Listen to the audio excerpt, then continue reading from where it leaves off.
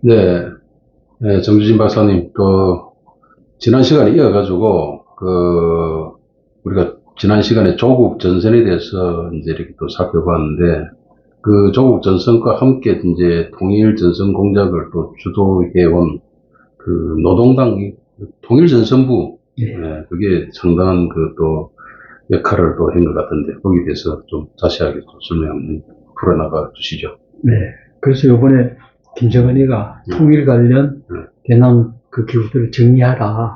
이리 지시하기 전에 대남 그 공작에 전면에 나선 공개 활동 조직의 대표적인 게 지난 시간에 말씀드린 조국 전선하고 그리고 통일전선부하고 조평통 이렇게 이제 세 개 단체입니다.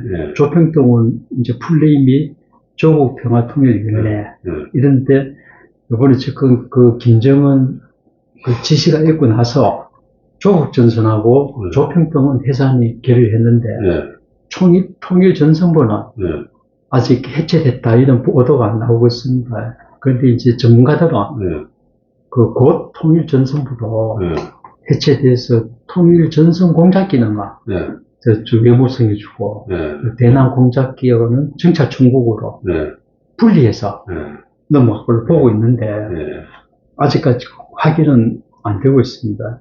그러면 대남 공작의 대부분 어떤 실질적인 역할은 정찰총국으로 다 결집된다고 보면 되겠네요. 그렇습니다. 2009년 2월 달에 정찰총국이 만들어졌는데 그때가 이제 김정일이 건강이 안 좋은 상태라 후계자로 김정은을 내정해놓고 이제 조직을 정리할 텐데 정찰총국으로 다 몰아서 하나 만들고 김정은 시대로 이제 넘어가는 그런 단계였죠.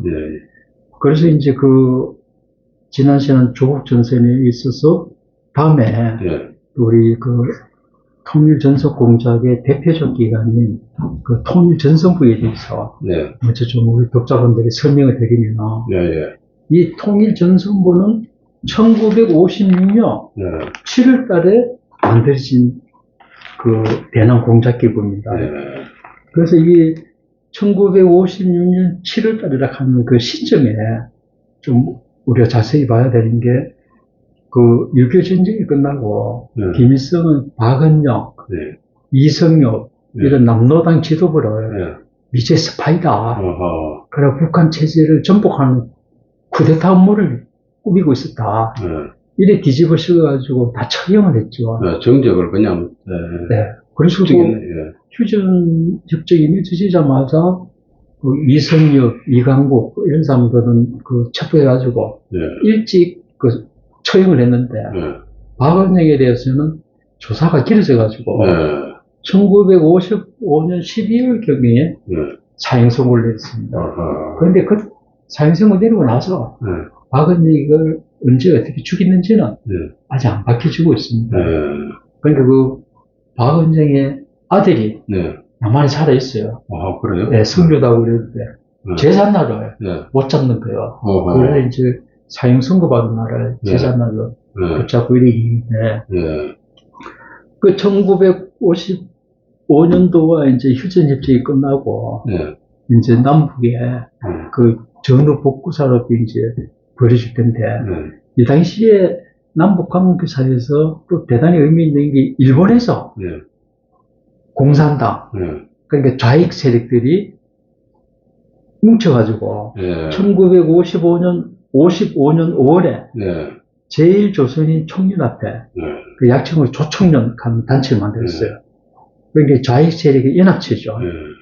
이 조직이 만들어지니까 그리고 일본은 그 당시에 공산당 사회당이 합법화돼가지고 활동을 하고 있었습니다. 그게 이제 북한하고 연결을 맺었죠. 연계 활동을 하고 조총련도 만들어지고 그러니까 이걸 이제 컨트롤할 공작기관이 필요하지 않습니까? 그렇죠.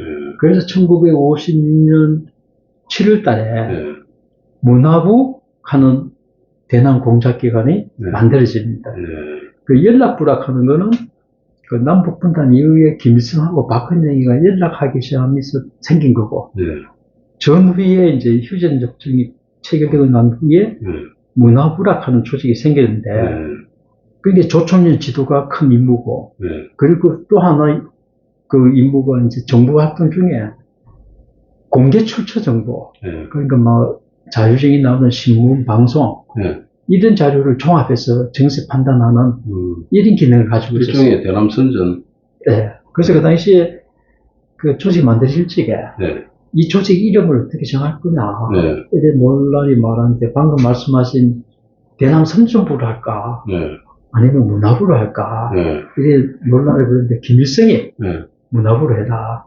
이래 정했답니다. 그것도 위장 명칭으로 그냥 딱 문화부로 택했는 것 같은데, 그죠? 그래서 여기에 대해서는 우리가 또 그 탈인전 시기에 또 이제 우리 그 안기부, 안기부가 이제 풀리는 국가안전기획부인데 거기서 이제 대공 역사상 큰 성과 사업을 벌린 게 박병엽이라 하는 연락부 내 간부를 해외에서 체포를 했어요. 그 왜 박병엽은 평양을 떠났느냐. 해외에 나와 있는 한국 대사를 포섭하기 위해서 외국으로 나왔던 거예요. 그래, 그걸 갖다가 안기부에서 알고 체포를 해서 국내로 데려왔는데, 데려오니까 그 박병엽은 전향을 해가지고, 내가 이 양반은 평생 그 연락부에서만 쭉 갔으니까, 그리고 남조선 연구소 이런 그 연락부에 자료를 많이 볼 수 있는 위치에 있어가지고, 그 중요한 정언을 많이 했습니다.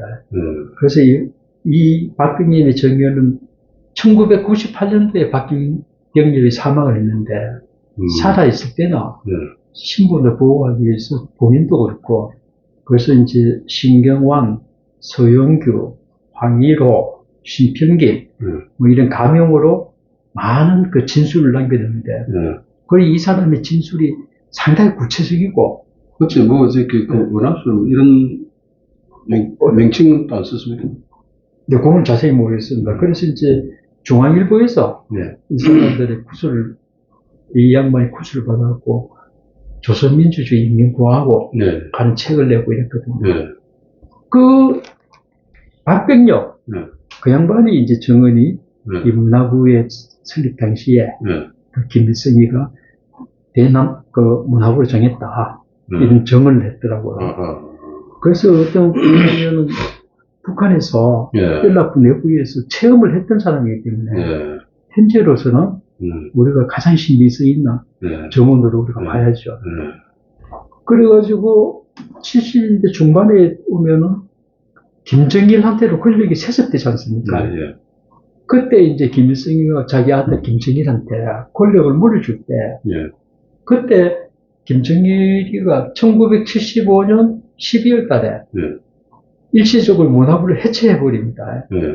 그 이제 공개 출처 정보, 뭐 신문에 방송 나오는 걸 뭐 하고 그러니까 좀 기는 게 역할이 없다 이라고 해체버렸다가 그 당시에 해체되면서 기능을 이제 연락부하고 그리고 국제부 이렇게 분산시켰는데 이 1977년 10월에 다시 복원을 됐어요. 그 복원될 때 이름을 처음에 통일전선공작부로 했다가 다시 통일전선부 이렇게 이름을 정해져가지고 통전부 그러면서 70년대하고 80년대에 그 대남 통일전선공작의 중심기구로 활동을 했죠.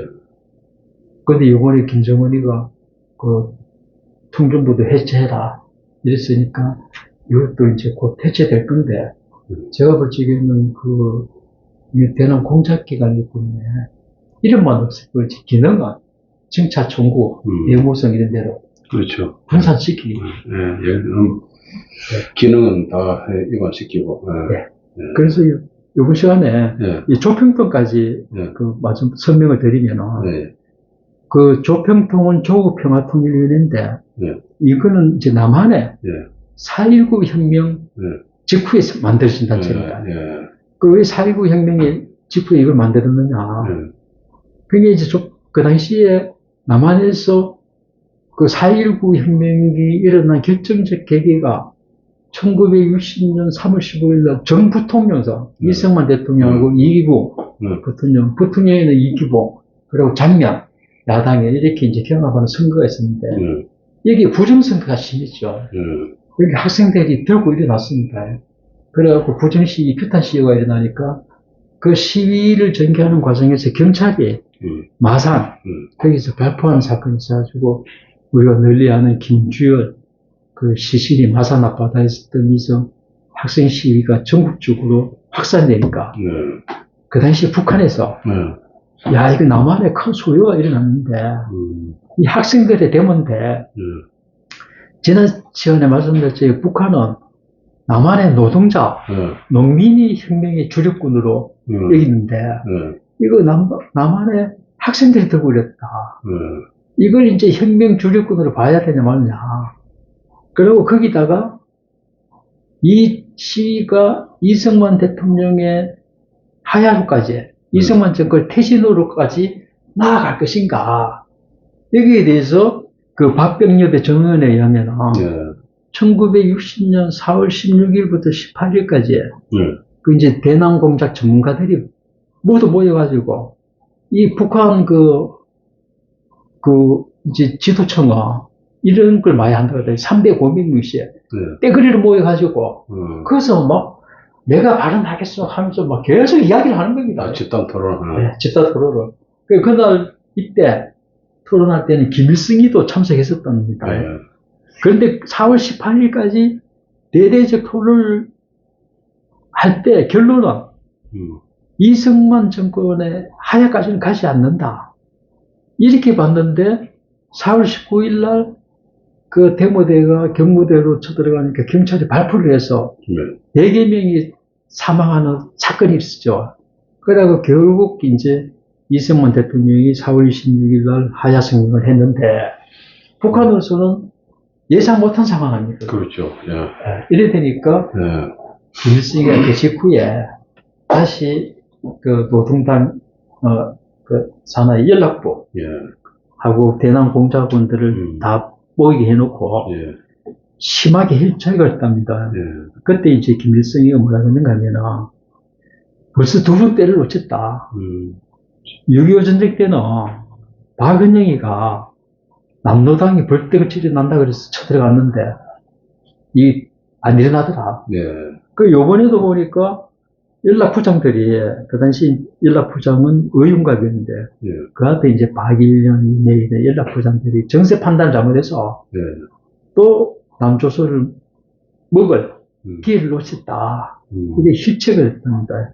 그러면서 그때 그 김일성 정치위에서 결정된 게 앞으로 이장평화공세를 더 강화해야 됐다. 왜 그런가 하면 그 당시에 그 이승만 대통령 때 그 시제까지나 북진 무력 통일이 정책이었습니다. 그래서 평화 통일을 주장하면 그거는 바로 이제 국시에 어긋난다 이래가지고 조봉암 이루산 처형되고 있죠. 그런데 이제 4.19 혁명 때 평화 통일 공세가 막 일어났습니다. 가자 북으로 남으로 오라 남으로 오라 남으로 이러면서 막 벌떼같이 나니까 북한이 거기에 호응해서 평화공세를 강화한다. 그러고 조총련을 적극 활용하겠다. 일본의 그 조총련이 한국을 포기하는 외화단체를 했으니까 그래도 지하공작을 활성화하겠다. 이러면서 그 평화공세를 강화하기 위해서 조국평화통일위원회 조평통을 만들 준비에 들어가가지고 최종적으로 1961년 5월 13일 날 조평통이 설립이 됐습니다.